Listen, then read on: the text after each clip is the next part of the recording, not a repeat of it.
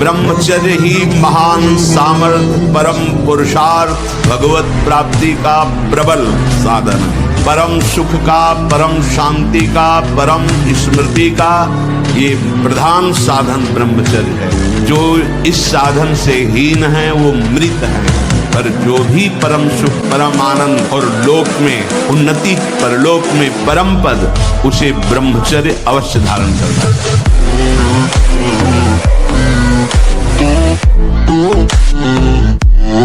तो जो ब्रह्मचर्य पालन करता है, रोग से लड़ने की सामर्थ्य आती है, अकाल मृत्यु नहीं होती, ब्रह्मचारी कभी विचारों से दरिद्र नहीं होता है, चिंता नहीं होती, अशांति नहीं होती। ब्रह्मचर्य समस्त दोषों का नाश कर देता है।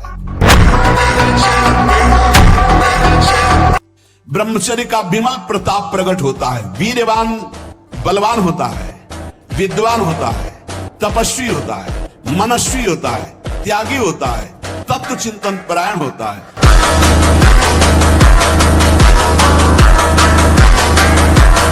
ब्रह्मचर्य में अलौकिक अमानुषिक शक्ति जागृत हो जाती है। अमानुषिक ऐसा कैसे हो सकता है? हो सकता है क्योंकि ब्रह्मचर्य, क्योंकि भगवत मार्ग का प्रतीक है।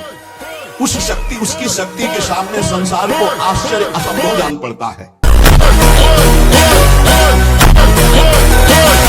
देखो, जब आप लोग अपनी जीवनी शक्ति का नाश करते हो तो सबसे पहला प्रभाव उसका स्मृति पे पड़ता है, दूसरा प्रभाव मन पे पड़ता है। ब्रह्मचर्य प्राण और मन तीनों एक का तारतम्य है।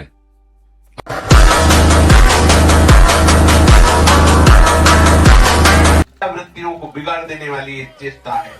मरणम बिंदु पातेन जीवनम बिंदु धारणा। ये भगवान शंकर का अमिट सिद्धांत है। जो वीर को रोकता है, धारण करता है, वो अमर है, वो भगवत स्वरूप हो जाता है।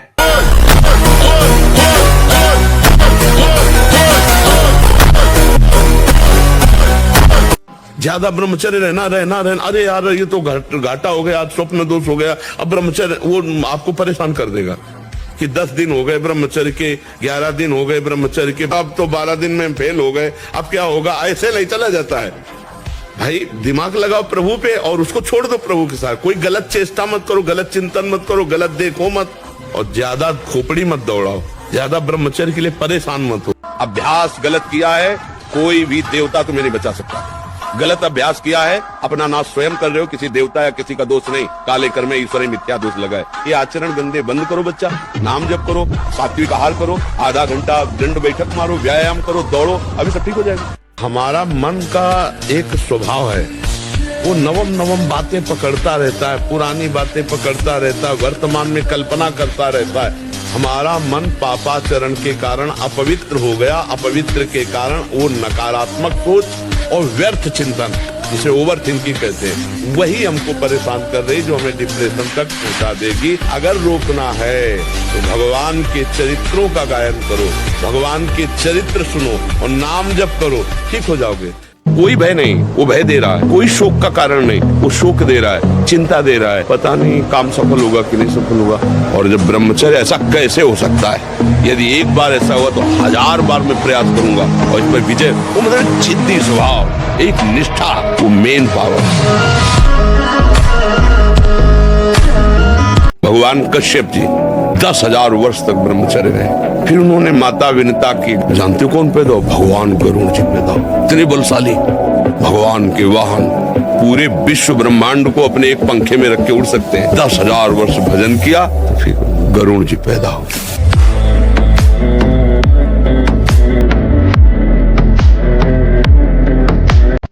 मेरी उम्र 17.5 वर्ष की है। मैं अपनी हस्तमैथुन की आदत को नहीं छोड़ पा रहा हूँ। आपके ब्रह्मचर्य के सत्संग एवं एकांतिक सुनकर इसके बहुत हानिकारक परिणामों का पता चला है, पर सब कुछ पता होने पर भी इसे नहीं छोड़ पा रहा। आपकी बताई हुई सारी नियमावली ज्ञात है, परंतु उसको अपने जीवन में फॉलो नहीं कर पा रहा हूँ।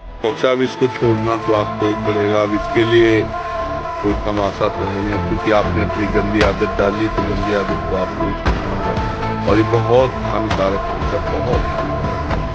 कमर में दर्द, घुटनों में दर्द, नेत्रों में कम दिखना, चक्कर आने लगा, स्मृति को परिपक्व न होना, बहुत जल्दी स्वप्न दोष हो जाना, कितने ऐसी बाधाएं आ जाएंगी आगे, या आ चुकी होंगी आपके जीवन में, या आगे आ जाएंगी, जो आप संभाल लेंगे। पारमेष्ठम महेंद्र देशनम सार्वभौमम न रसाधिपत्यम न योग सिद्धिर अपनर्भवम वा। ब्रह्मा का भी पद नहीं चाहिए, देवराज इंद्र के पद की बात क्या, मृत्यु लोक के सम्राट पद की के बात क्या, मोक्ष भी नहीं चाहिए, योग की सिद्धियां नहीं चाहिए। हे श्री कृष्ण, केवल आप चाहिए, आप।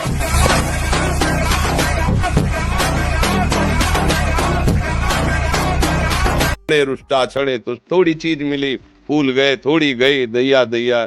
ये हमारा जीवन में एक गंभीर स्वभाव बनाओ, एक उत्तम विचार बनाओ, एक उत्तम कार्यरत रहो, तुम्हें देखो अभी जीवन में चमत्कार आ जाएगा।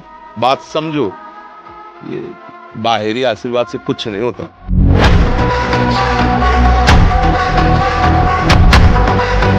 कभी भी बेविचारी की एक जैसी दिनचर्या बहुत काल तक नहीं हो सकती। 2-4 दिन प्रयास करेगा, गिर जाएगा। ब्रह्मचर्य कभी भी दिनचर्या में फर्क नहीं पड़ने देगा, चाहे जैसी स्थिति हो। चाहे शरीर नहीं उठ पा रहा तो उसका चिंतन भागवती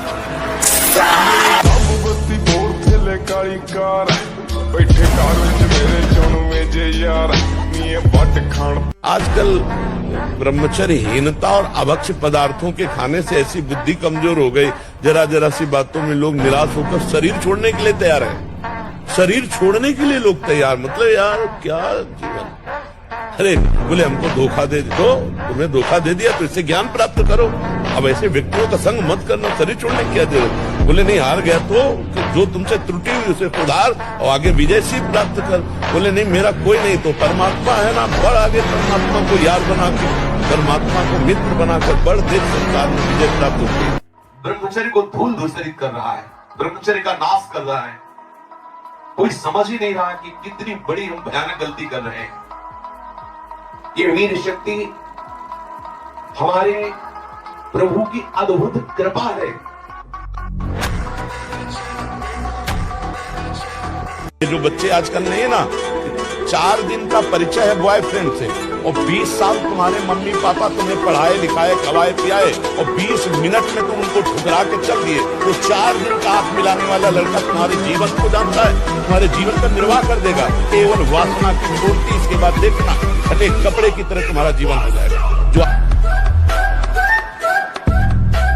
लोग समझते नहीं, ब्रह्मचर्य में एक महान पावर है। ब्रह्मचर्य एक आध्यात्मिक शक्ति है, चाहे स्त्री हो चाहे पुरुष। अगर संयम पूर्वक गृहस्थी में भी रहना तो पशुवत आचरण मत करो, संयम पूर्वक रहो। आप ब्रह्मचर्य के देखो, आपको रोगों से लड़ने की सामर्थ्य, बौद्धिक स्तर आपका बहुत प्रवीण, अब शरीर भले ऐसे हो, आपके अंदर आत्मबल, बहुत जोश, पावर है, पावर। और गृहस्थी में मान लो आप कई वर्ष ब्रह्मचर्य रहते, इसके बाद संतान उत्पन्न करें तो देखिए आप उस संतान में कितना ऊर्ज, तेज और कैसा वो राष्ट्रभक्त, चाहे लड़की हो चाहे लड़का हो, उसमें तेज मिलेगा। ब्रह्मचर्य ही परम तप है, ब्रह्मचर्य ही परम धन है, ब्रह्मचर्य परम एकाग्रता है।